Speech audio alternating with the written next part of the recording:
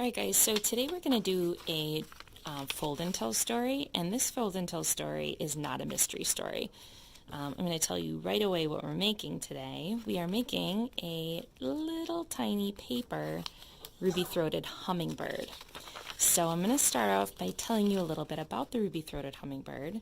Its feathers are green, like this piece of paper right here, and it has a little patch of red on its throat, which is why it's called the ruby-throated hummingbird.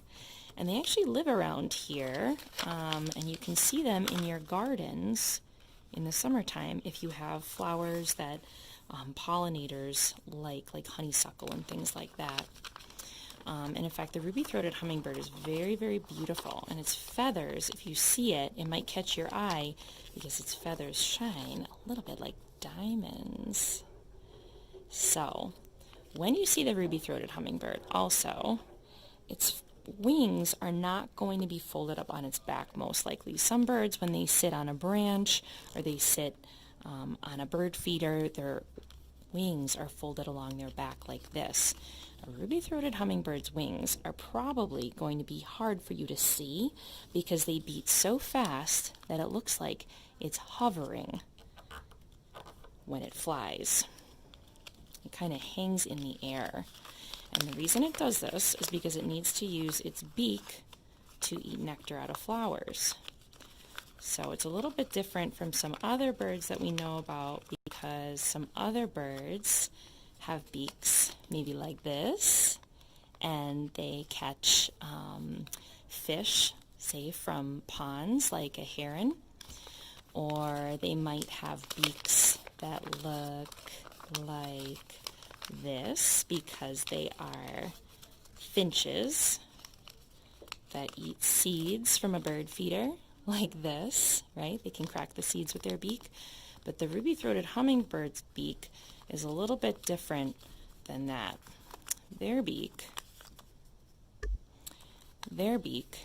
is long and narrow. And they have a really long tongue, too. And they use this tongue, so its beak is long and narrow, like that, right? And they have a long tongue, and they use this tongue to stick inside the flower to eat the nectar out of the flower, which is sugary and gives them lots of energy to fly.